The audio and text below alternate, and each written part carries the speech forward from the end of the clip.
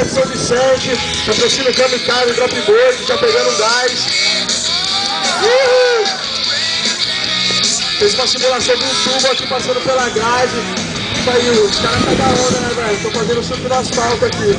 Vamos lá, brother, tá no começo da ladeira ainda. Acelera, moleque! Pegando gás.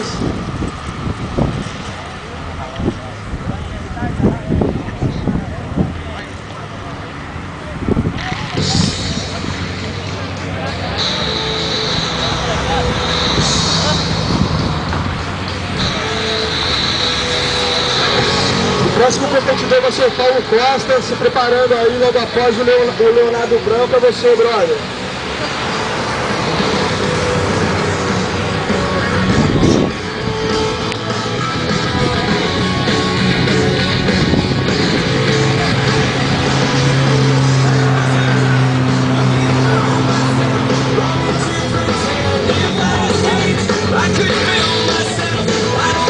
Aí galera, esse campeonato aqui está sendo organizado pelo Michel Frederico e o Ney, cara.